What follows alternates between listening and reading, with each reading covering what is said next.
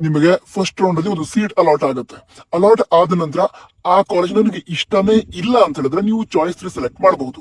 Choice select ಮಾಡಿದ್ರೆ ಏನಾಗುತ್ತೆ ಅಂತ ಹೇಳಿದ್ರೆ ನಿಮ್ಮ ಲಿಸ್ಟ್ ಇರೋದು ಆಪ್ಷನ್ ಲಿಸ್ಟ್. ಎಕ್ಸಾಂಪಲ್ ಒಂದು 160 ಕಾಲೇಜಸ್ ಅನ್ನ ಆಡ್ ಮಾಡಿದಿರಾ, ಅದರಲ್ಲಿ 60th ಅಂದ್ರೆ 60ನೇ ನಂಬರ್ ಇರುವಂತಹ ಕಾಲೇಜ್ ನಿಮಗೆ ಅಲಾಟ್ ಆಗಿದೆ. ಅದು ಬೇಡನೇ ಬೇಡ ಅಂತ ಹೇಳಿದ್ರೆ ಚಾಯ್ಸ್ ಸೆಲೆಕ್ಟ್ ಮಾಡಿದ್ರೆ ನಿಮ್ಮ ಟೋಟಲ್ ಲಿಸ್ಟ್ ಅಲ್ಲಿ ಆ 60th ಪ್ರಯಾರಿಟಿ ಏನಿದೆ ಅದು ಒಂದೇ ಕಾಲೇಜ್ ಡಿಲೀಟ್ ಆಗುತ್ತೆ, ಬಾಕಿದೆಲ್ಲ ಇರುತ್ತೆ. ಅದರಲ್ಲಿ ಯಾವ ಕಾಲೇಜ್ ಅನ್ನ ನಿಮಗೆ ಸೆಕೆಂಡ್ ರೌಂಡ್ ಅಲ್ಲಿ ಅಲಾಟ್ ಮಾಡೋದಕ್ಕೆ ಟ್ರೈ ಮಾಡ್ತಾರೆ. ನಿಮ್ಮ ರ್ಯಾಂಕ್ ಪ್ರಕಾರ ಅಲಾಟ್ ಮಾಡೋ ರೀತಿ ಇದ್ರೆ ಅಲಾಟ್ ಕೂಡ ಮಾಡ್ತಾರೆ. ಸೊ ಈ ರೀತಿ ಚಾಯ್ಸ್ 3 ಇರುತ್ತೆ. ನಂತರ ಚಾಯ್ಸ್ 3 ಯಾವ್ದಾದ್ರು ವಿದ್ಯಾರ್ಥಿಗಳು ಸೆಲೆಕ್ಟ್ ಮಾಡ್ತಾರೆ ಅಂತ ಹೇಳಿದ್ರೆ ಅವರ ಆಪ್ಷನ್ ಲಿಸ್ಟ್ ಅಲ್ಲಿ ಅವರಿಗೆ ಇಷ್ಟ ಇಲ್ದಿರೋ ಕಾಲೇಜನ್ನ ಅವರೇ ಆಡ್ ಮಾಡಿದಾರೆ ಅಂತ ಅರ್ಥ. ಸೊ ನಿಮ್ಮ ಆಪ್ಷನ್ ಅಲ್ಲಿ ಏನಾದ್ರು ಮಿಸ್ಟೇಕ್ ಮಾಡಿದ್ರೆ ಅದನ್ನು ಸರಿ ಮಾಡ್ಕೊಳ್ಳೋದಕ್ಕೆ ಒಂದು ಅವಕಾಶ ಚಾಯ್ಸ್ 3.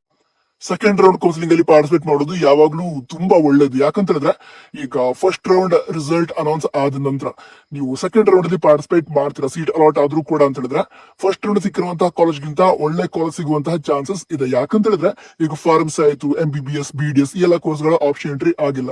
ಆ ಎಲ್ಲ ಕೋರ್ಸ್ಗಳ ಆಪ್ಷನ್ ಎಂಟ್ರಿ ಆದ ನಂತರ ಈಗ ಎಂಜಿನಿಯರಿಂಗ್ ಕಾಲೇಜ್ ಸಿಕ್ಕಂತಹ ವಿದ್ಯಾರ್ಥಿಗಳು ಕೂಡ ಬೇರೆ ಕಾಲೇಜ್ ಅಂದ್ರೆ ಬೇರೆ ಕೋರ್ಸ್ಗೆ ಜಾಯ್ನ್ ಆಗ್ತಾರೆ. ಅವ್ರಿಗೆ ಇಂಟ್ರೆಸ್ಟ್ ಇದ್ರೆ ಅವರ ಪ್ರಕಾರ ಸಿಗೋ ರೀತಿ ಇದ್ರೆ. ಇದರಿಂದ ಏನಾಗಿದೆ ಅಂತ ಹೇಳಿದ್ರೆ ಒಳ್ಳೊಳ್ಳೆ ಕಾಲೇಜ್ಗಳಲ್ಲೂ ಕೂಡ ಸೀಟ್ ಫ್ರೀ ಆಗುತ್ತೆ ಸೆಕೆಂಡ್ ರೌಂಡ್ ಅಲ್ಲಿ. ಸೊ ನಿಮಗೆ ಫಸ್ಟ್ ರೌಂಡ್ ಅಲ್ಲಿ ಒಂದು ಕಾಲೇಜ್ ಸಿಕ್ಕಿದೆ, ಅದನ್ನ ನೀವು ಸೆಕೆಂಡ್ ರೌಂಡ್ ಅಲ್ಲಿ ಪಾರ್ಟಿಸಿಪೇಟ್ ಮಾಡಿದ್ರೆ ಫಸ್ಟ್ ರೌಂಡ್ ಸಿಕ್ಕಿರುವಂತಹ ಕಾಲೇಜ್ಗಿಂತ ಒಳ್ಳೆ ಕಾಲೇಜ್ ಸೆಕೆಂಡ್ ರೌಂಡ್ ಅಲ್ಲಿ ಸಿಗುವಂತಹ ಚಾನ್ಸಸ್ ಇರುತ್ತೆ. ಅದಕ್ಕೋಸ್ಕರ ಆಲ್ ದಿ ಬೆಸ್ಟ್.